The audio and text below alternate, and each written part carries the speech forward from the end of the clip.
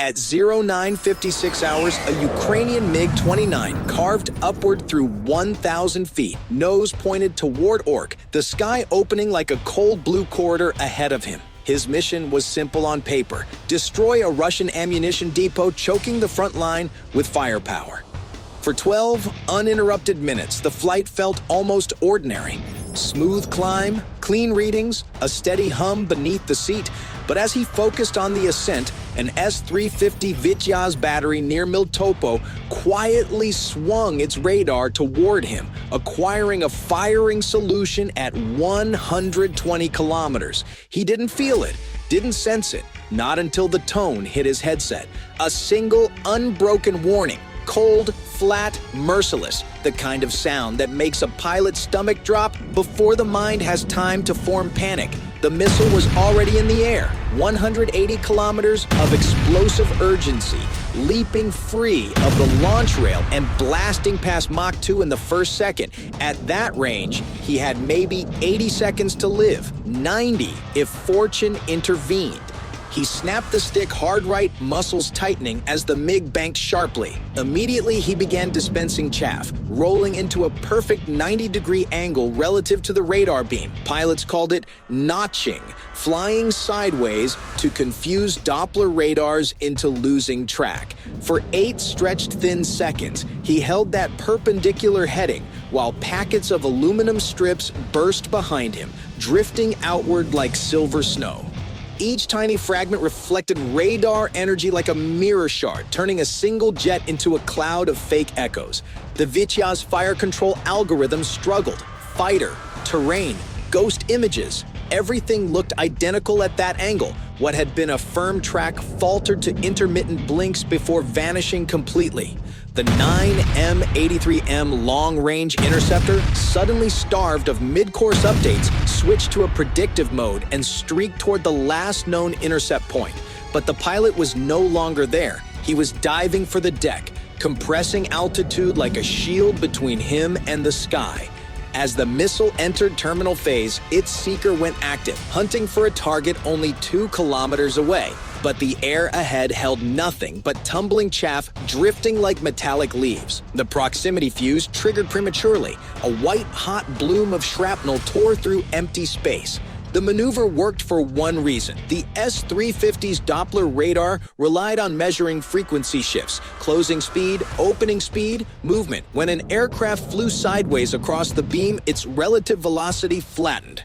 The radar saw terrain instead of metal, a ghost instead of a fighter. Leveling off at 500 feet, he checked behind him. The fading smoke trail dissolved into the morning haze. He was alive, but only through the first round. The multifunction radar tied to the Vityaz system was already adapting. Hundreds of transmitter-receiver modules flicked through modes, searching electronically across the sky from horizon to zenith. Unlike older systems that surrendered when track was lost, this one remembered. It stored his last known heading, speed, and altitude. It projected where he was likely fleeing and swept those regions first. Maybe he'd bought 30 seconds, but the Russian operators anticipated this kind of escape. They switched the radar into a bistatic configuration, a mode that split the system into separated transmitter and receiver components. The transmitter remained at the primary site near Melitopol, but the receiver was positioned 40 kilometers away at another angle. Traditional radar was like shining a flashlight and watching the reflection from the same spot. Bistatic mode shifted the observer to the side, revealing new reflections invisible before. The MiG's warning receiver only detected the transmitter's energy washing over him. It had no way of sensing that a silent receiver off in the distance was quietly catching his echo. Even flying 500 feet off the ground below the radar horizon, the geometry betrayed him. The signal bounced off his airframe and reached the offset receiver with just enough strength to form a faint, flickering track. Weak, but real. They had him again, but this time, the Russians didn't fire. They waited for something better. At 10:03 hours, a Book M1 battery received the targeting data it had been waiting for. The crew had been briefed earlier. The MiG would likely cross a low rise overlooking a valley in approximately 90 seconds. That valley was a natural funnel, a place Ukrainian pilots often used for cover. The Vityaz system had already solved the equations for them. Altitude 500 feet, speed 480 knots, heading 067. Time to arrival 85 seconds. The book's automatic systems engaged instantly. The 9S-18 cupola radar surged online from cold to full radiation in just 3 seconds, its phased array snapping to the exact bearing where the MiG would appear. This was not a search. This was pre-planned destruction. The pilot's radar warning receiver erupted with alarms. Book acquisition signal maxed. Track mode established. He was in the worst possible geometry, a valley beneath him, ridge lines on both sides, no vertical room to dive, and nowhere safe to climb without presenting himself to every Russian SAM in the region. He was pinned. 2-9 M38M1 missiles roared out of their launch tubes, shockwaves scattering leaves and dust across the forest clearing. They broke the sound barrier almost instantly, their smokeless motors carving pale trails as they pitched upward on steep interception arcs. Each missile weighed nearly 700 kilograms and could pull up to 35 Gs in terminal maneuvering, far more than any human body could withstand. The pilot watched the missile icons rise on his warning system, mentally running the intercept geometry. At his current speed and altitude, time to impact 31 seconds. What made the Buk M1 particularly terrifying was its guidance. Older systems could sometimes be defeated by braking lock. The missile would go dumb and coast. Not here. The 9M38M1 rode command guidance almost all the way, receiving constant updates from the cupola radar. Braking lock wouldn't save him. He had exactly one maneuver with any chance of working, and it was going to hurt. He hauled the stick into his stomach and slammed the throttles forward, commanding the MiG into a full-power maximum performance climb. The jet answered with a roar, straining under the load as the G-meter spiked to 7.5. His weight multiplied sevenfold. His vision tunneled. Gray fog crept into the edges of sight as blood drained from his head. He fought to stay conscious. The altimeter spun upward, 2,000 feet, 3,000, 4,000. At 4,500 feet, he hit the switch, blowing the rest of his chaff load while rolling the MiG inverted. Then he pulled through into a tight, spiraling barrel roll. Aluminum flared behind him like a silver storm. The first 9M38M1 tried to mimic the roll, but it couldn't match the MiG's agility. It screamed past 100 meters below, close enough that the pilot could have seen the control fins working if he dared look. The second missile was smarter. Its guidance computer predicted where the MiG would exit the roll and aimed for that point. But the pilot anticipated the anticipation. Mid-roll, he shoved the stick forward, forcing the jet into negative G, bunting downward, opposite the missile's predicted vector.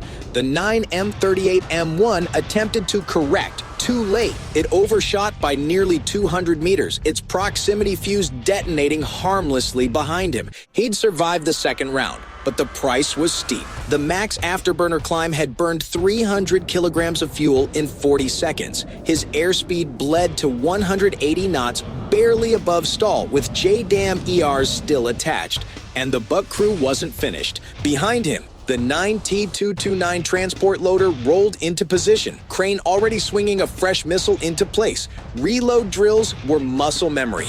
45 seconds later, 2 new missiles sat ready. The next shot came just as the MiG reached 14,000 feet. 2 missiles fired at once, a fatal mistake. They should have been staggered. Timing mattered in air combat, sequence mattered. 2 missiles arriving together created one defensive window instead of 2 deadly waves. He held his course for 12 agonizing seconds, giving the bombs under his wings precious time. The JDAM ER kits needed to finish syncing GPS and downloading weather data. Without that, they'd become nothing more than metal shells with fins. At 14 seconds, with the Mach 4 missiles closing, he released both JDAMERS.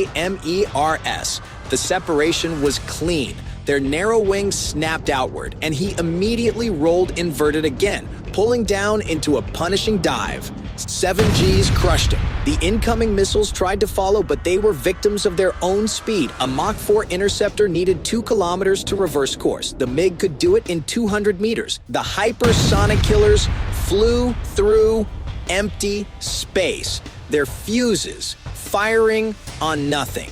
At 8,000 feet, he leveled off. Fuel remaining 1,850 kilograms, enough to reach friendly airspace if the sky didn't throw anything else at him. That's when his threat receiver screamed for the third time. A new radar sweep, different signature, a different frequency, a fighter. Bearing 240, range 85 kilometers, closing rapidly. A Russian Su-35S. The Su-35S locked onto him like a predator spotting a wounded animal. On its Urbis E radar, the MiG appeared as a slow, limping target crawling at 280 knots, an easy kill by any measure.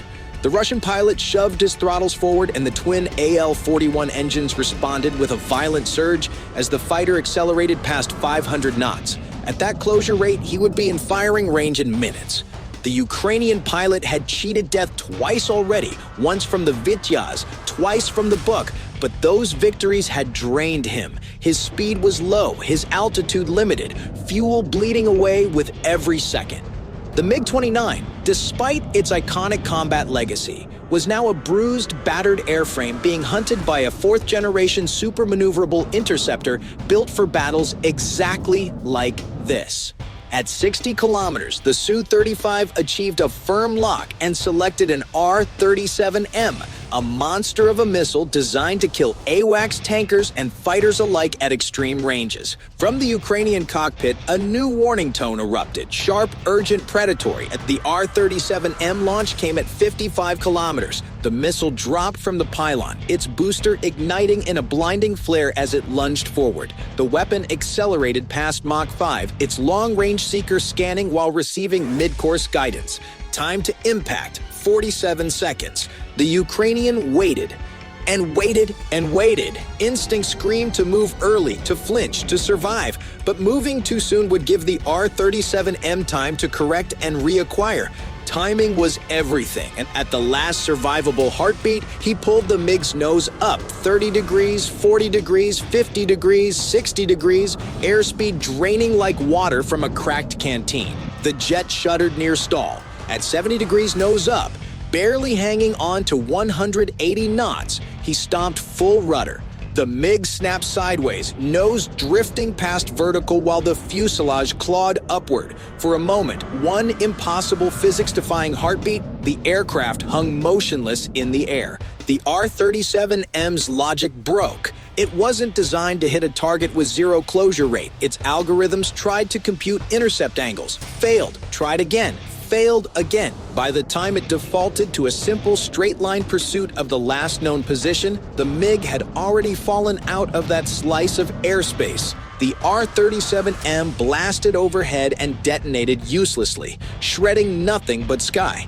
The Russian pilot could hardly believe it. He'd seen evasions before, but nothing like this. But the MiG wasn't safe.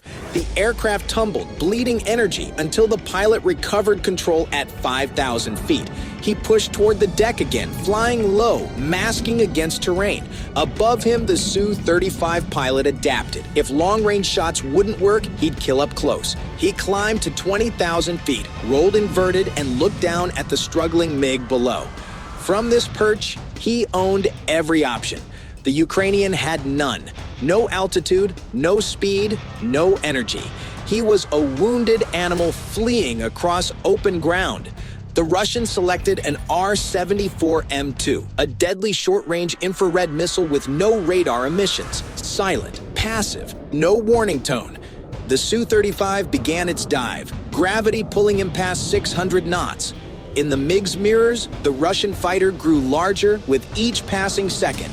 At 4 kilometers, the Russian fired. The R-74M2 streaked off the rail, locking onto the MiG's hot exhaust instantly. It sliced through the air with lethal precision, but the Ukrainian had one last move, the final card in a stacked deck. He pointed the MiG's nose straight up and dumped every remaining flare. Magnesium pellets spiraled upward, each burning at 2,000 degrees Celsius, hotter than his engine exhaust. The missile seeker twitched, evaluated, chose the brightest source. It dove straight into the fire curtain and detonated 50 meters above him. The Su-35 overshot, pulling out of the dive with dwindling fuel. He realized the truth: stay longer, and he wouldn't have enough to return to base. The Ukrainian finally had breathing room. He leveled off low, engines at military power, sprinting for friendly lines. He still had 75 kilometers to go. His MiG was bleeding hydraulics, fuel, and speed, but the war wasn't finished with him yet. He forced the MiG down to 50 feet, skimming the earth so closely the jet's shadows seemed painted onto the farmland beneath him. Every wobble felt catastrophic. Every vibration felt like a structural failure waiting to happen. His fuel was draining into fumes. His hydraulics were nearly gone, and his engine coughed with each desperate breath of air.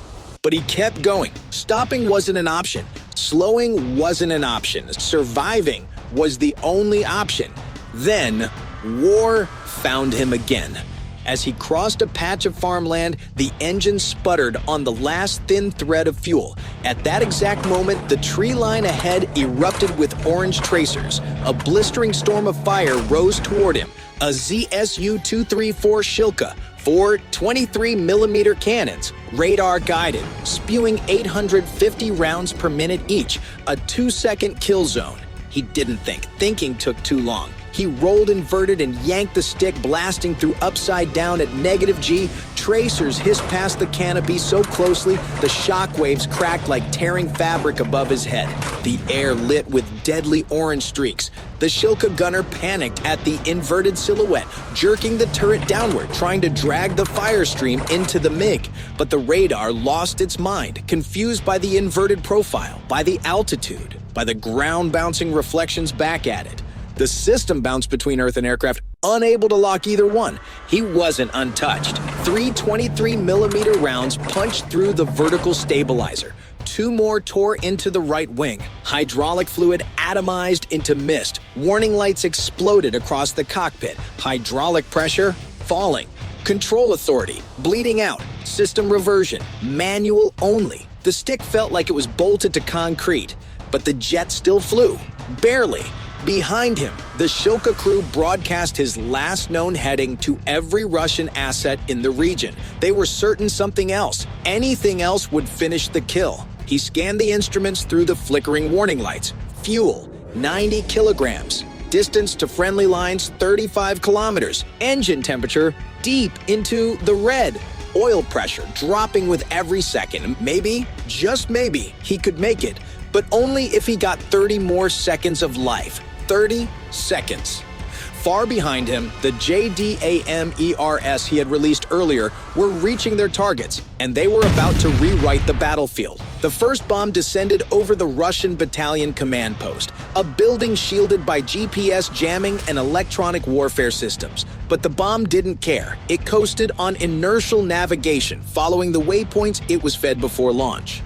In its final seconds, its infrared seeker blinked alive and found the heat signature of the command center glowing like a furnace compared to the cold surroundings. It angled downward, then the world ended in silence. 16 kilograms of AFX-757 detonated inside the structure, the smart fuse having counted every material layer before choosing the ideal depth.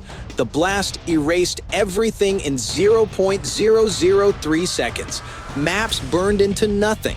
Encrypted radios melted in place. Command staff vanished in a flash of white fire. The nerve center of the Russian advance disappeared. Half a second later, the second JDAMER reached its true objective, the ammunition bunker. Inside sat 500 tons of rockets and artillery shells, enough explosive power to erase towns. The penetrator punched through 3 feet of reinforced concrete, dove into the stockpile, and unleashed a reaction that grew like an avalanche. 1 shell cooked off, then 10, then 100, then all of them.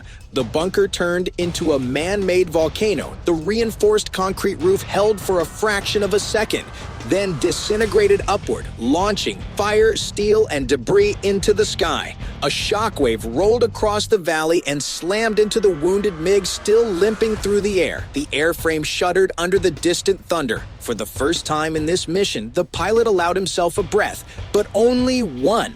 He still needed to live long enough for that explosion to matter. Fuel ticked down. 70 kilograms, 60. Distance ticked down. 20 kilometers, 18. The engine temperature needle pushed beyond any marked limit, sliding into territory the gauge didn't even acknowledge. Red became meaningless. He held on. At last, after a lifetime compressed into 60 kilometers, the terrain ahead shifted. The shadows changed. The soil color softened. He crossed the border. At 10:17 hours, the MiG-29 staggered into Ukrainian airspace. Alive, only because the pilot refused to let it die. Now came the hardest part, getting it on the ground before the engine torched itself into molten metal. Through shimmering heat rising from the cowling, he saw the outline of a forward airstrip 3 kilometers ahead. No time for a landing pattern, no time for a checklist, no time for anything except survival. One chance, one attempt, one landing. He pulled the emergency pneumatic handle. 2 heavy thumps vibrated through the frame, the main gear locking into place, but the nose gear. Silence. The runway rushed toward him. 2 kilometers, 1.5, 1. He held the nose high, keeping the jet balancing on aerodynamics alone. The main gear hit hard, bounced, then settled. He held the nose up as long as physics would allow, and at the last heart-stopping instant. With a violent metallic clunk, the nose gear slammed down and locked just before the fuselage would have scraped itself open on the tarmac. The engines died as he rolled, flaming out with a tortured wheeze. The MiG coasted forward on momentum, slowing, drifting off the runway and coming to a stop 50 meters from the hangar. Silence. Only the ticking of cooling metal. Only the hiss of leaking hydraulic fluid. Only the ragged breath of a pilot who had fought the entire Russian integrated air defense network and won.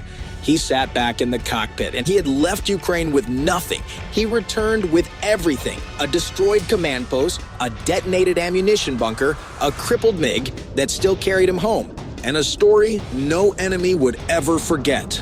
He climbed out, boots shaking on the concrete. The MiG smoldered behind him, holes punched through the fuselage like constellations. Tapped to watch for more.